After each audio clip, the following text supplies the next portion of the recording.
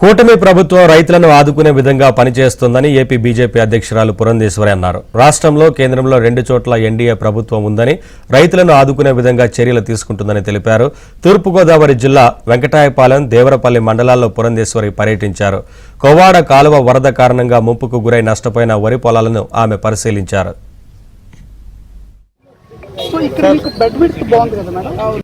Summer టైంలో కనుక మంచి కనుక మనం రైతులు కూడా ఇచ్చి తీసుకెళ్ళనట్లేదు.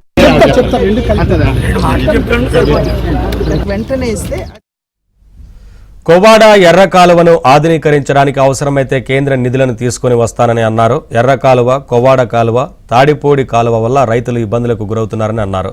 రైతులు నష్టపోకుండా శాశ్వత పరిష్కారానికి ప్రణాళిక సిద్ధం చేస్తున్నామని పురంధేశ్వరి తెలిపారు.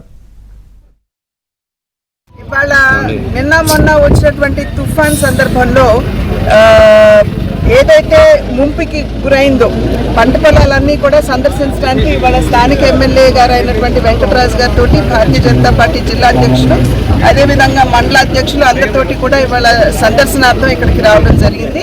అయితే సాధారణంగా ఇక్కడ ఈ గోపాల్పురం నియోజకవర్గానికి సంబంధించి ఎర్ర కాలువ ఒకటి, కొవ్వాడ ఒకటి, అదేవిధంగా తాడిపూడి, ఈ మూడిటి వలన కూడా ప్రతి సంవత్సరం రైతులు కొంచెం ఇబ్బంది ఎదుర్కొనేటువంటి విషయం మనందరికీ తెలుసు.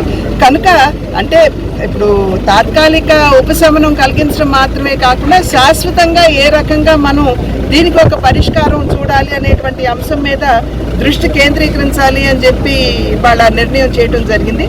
కనుక నేను స్థానిక ఎమ్మెల్యే గారిని కూడా నేను రిక్వెస్ట్ చేశాను, మీరు ఉన్న పళంగా అంటే ఇప్పుడు వెంటనే మీరు ఎర్ర కాలువకు సంబంధించినటువంటి అంశం ఏదైతే ఉందో దానికి శాశ్వత పరిష్కారం దృష్టిలో పెట్టుకుని దానికి ఒక ప్లాన్ ఆఫ్ యాక్షన్ వేస్తూ ఇక్కడ ఉన్నటువంటి అధికారుల్ని దృష్టిలో కాన్ఫిడెన్స్లోకి తీసుకుని ఒక డిపిఆర్ తయారు చేయమని చెప్పి రిక్వెస్ట్ చేయడం జరిగింది, అభ్యర్థించడం జరిగింది.